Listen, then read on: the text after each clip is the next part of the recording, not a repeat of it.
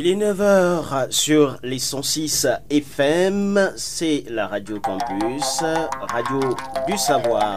Merci de nous rejoindre. Vous êtes dans le cadre de votre émission Renaître. Renaître, c'est votre émission agro-culturelle que vous retrouverez dorénavant tous les samedis lorsqu'il est 9h et ce jusqu'à 10h. Renaître des rites agricoles au mystère de la vie. C'est cette émission qui vous proposera donc de renouer avec la culture, mais également l'agriculture. Et aujourd'hui, un thème assez intéressant à débattre avec nos consultants dans le cadre de cette émission. Merci de nous rejoindre. Je suis Moine Tibal devant ce micro pour vous accompagner. Derrière la baie vitrée, nous avons notre technicien habituel, Yves. La supervision est faite par Monsieur Freddy Toutoum. On se retrouve tout juste après ce petit air musical.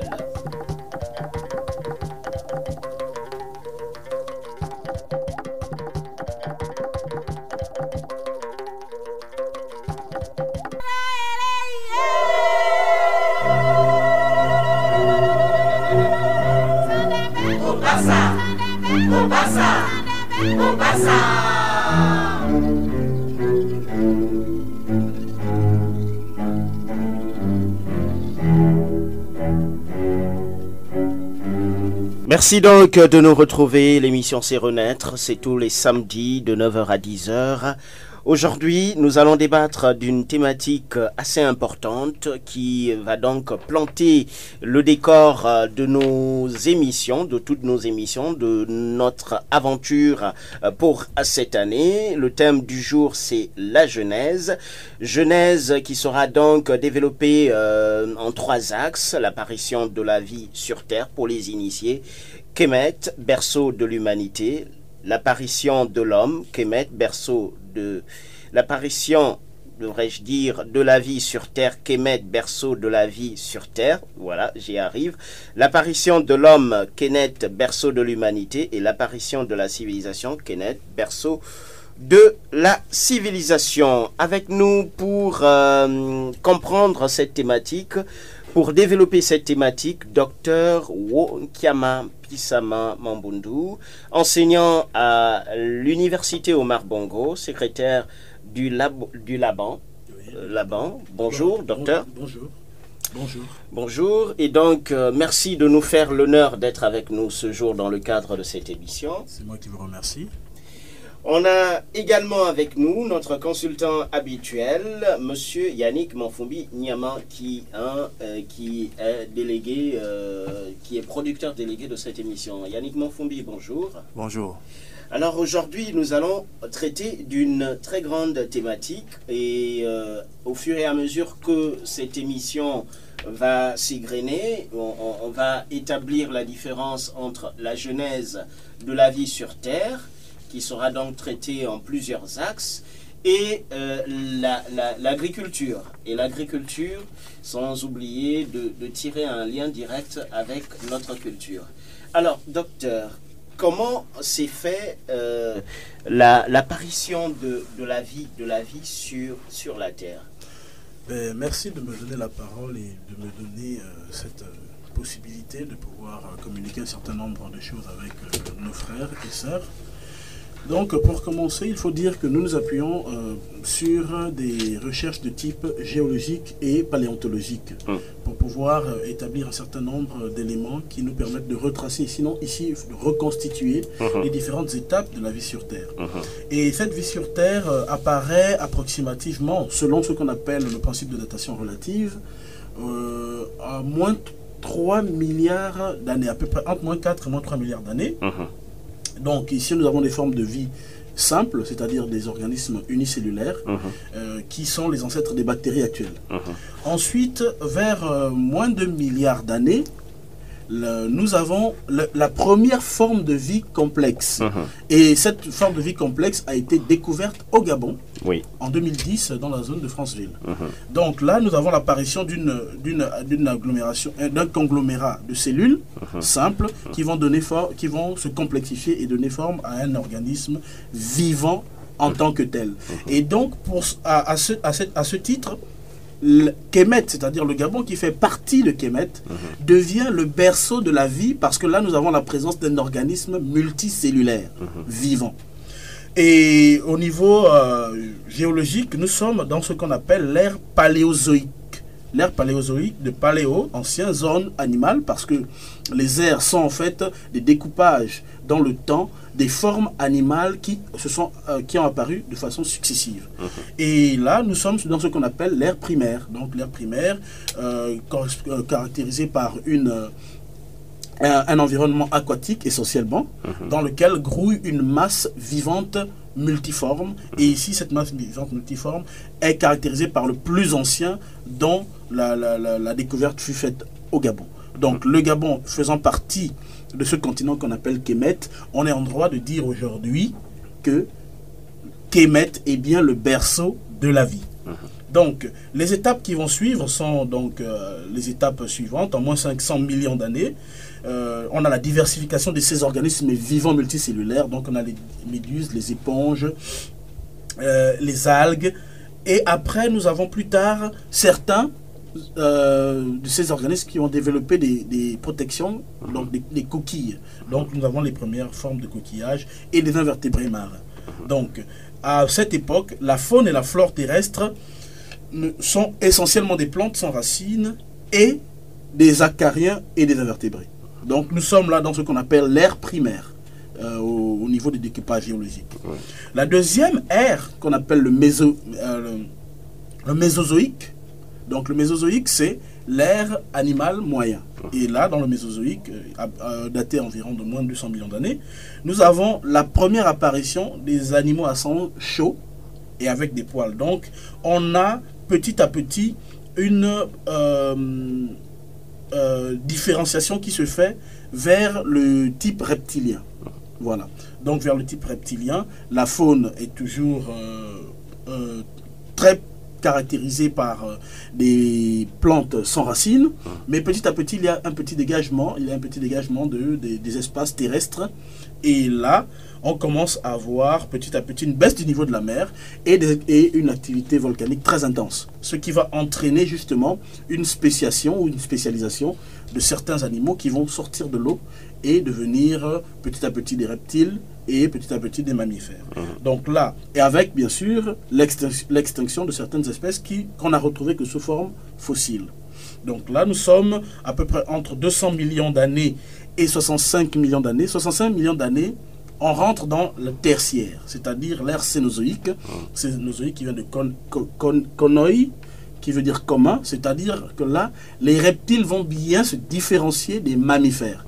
On a, à moins 65 millions d'années, le règne des dinosaures et des reptiles, notamment les crocodiles, les serpents et les lézards, donc qui vont être, et dont les dinosaures vont disparaître. Et 10 millions d'années plus tard, on a une faune grouillante d'animaux vertébrés mammifères, de type mammifère.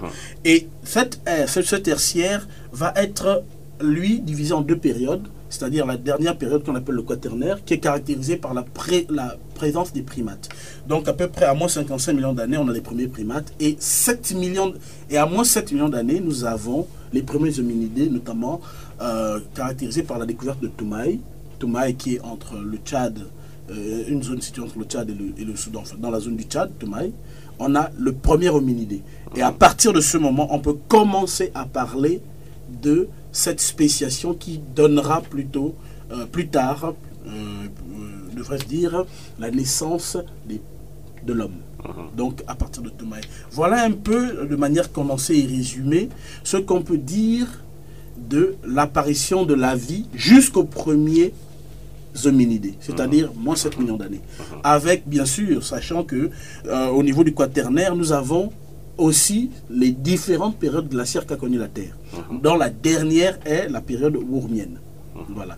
Et la période ourmienne connaît déjà l'homme moderne, c'est-à-dire l'homme moderne à Kemet. Mais c'est le deuxième volet de notre échange. Sans oublier que la faune, et la flore plutôt, oui, la flore dense est, durant quasiment toute cette période, située au centre du globe, c'est-à-dire au niveau de l'équateur.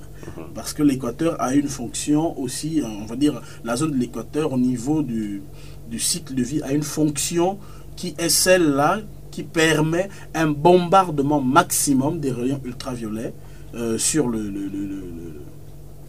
le sol et notamment la production de la vitamine D. Alors, docteur Wonkiama Pissama, pour le commun de mortels, pour ces auditeurs qui nous écoutent à travers leur poste récepteur, quel est le message le plus succinct possible qu'ils peuvent retenir de ce premier axe de notre thème qui n'est autre que l'apparition de la vie sur Terre? Le message le plus simple est de dire que c'est ce continent qu'on appelle Kemet, appelé improprement Afrique par Cicéron, qui est le berceau même de la vie. C'est-à-dire que l'Afrique a fait don de la vie à l'homme. Voilà le message. C'est en Afrique que les premiers signes de vie ont apparu. Donc les premiers mammifères, les premiers invertébrés, les premières plantes. Les premières cellules, plutôt les premiers organismes multicellulaires qui ont permis justement la complexification et par rapport à notre émission, qui est une émission agroculturelle, on rappelle aux auditeurs qu'ils peuvent nous appeler au 02 01 88 85 02 01 88 85. Vous êtes sur Radio Campus, la radio du savoir, et dans le cadre de votre émission Renaître, qui traite donc de l'agro-culturel. On va donc revenir avec vous, docteur, pour poser la question de savoir quel est aujourd'hui le lien qu'on peut établir entre cette émission qui parle d'agriculture et ce thème que nous allons développer ce matin, qui n'est autre que la genèse de la vie sur la Terre. Le lien, il est très simple, c'est-à-dire que l'agriculture, dans nos traditions et nos cultures, pour ne pas me répéter, est liée à un certain nombre de rites et de mythes.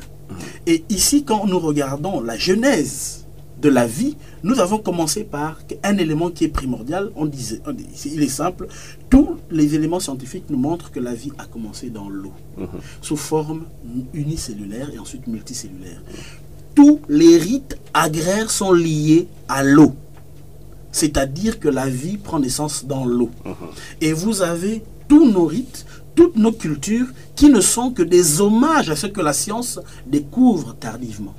Donc, le lien entre ce récapitulatif et nos traditions est tout simplement de dire que, bien que nous n'utilisons pas les mêmes canons d'institution du savoir, ce savoir est incorporé dans les rites, les rituels et la pratique quotidienne des populations les moins occidentalisées, sinon les moins acculturées à la civilisation occidentale. C'est-à-dire que quand la science nous dit ceci, nos cultures nous le disent, mais avec une autre modalité, qui est celle de pratiquer simplement l'entretien de la vie par l'agriculture à partir justement du lien qu'on a entre la vie et l'eau. Merci docteur Wonkiama Pissama de nous entretenir sur cette belle thématique et d'enrichir nos connaissances. Nous vous le rappelons, chers auditeurs, dans le cadre de votre émission Renaître des rites agricoles au mystère de la vie. C'est cette émission qui vous est proposée par la direction de Radio Campus tous les samedis de 9h à 10h avec une rediffusion le dimanche aux mêmes heures.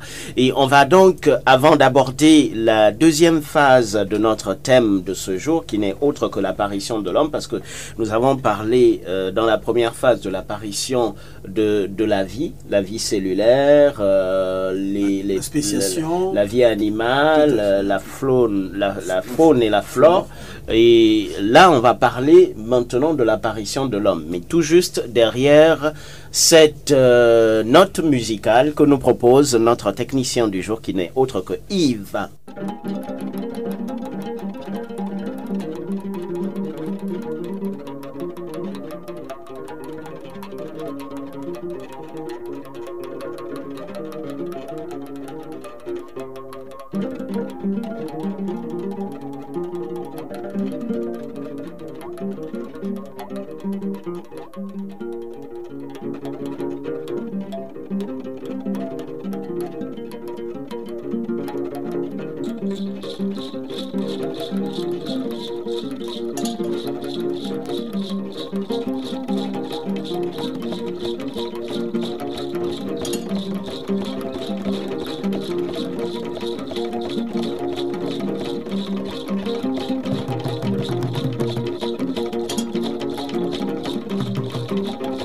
Benga bige kwa minanga. Benga bige kwa minanga bo benga bige go. Benga bige kwa minanga. Benga bige kwa minanga. Teta pa pe go minanga. Teta pa pe go monte mo go minanga.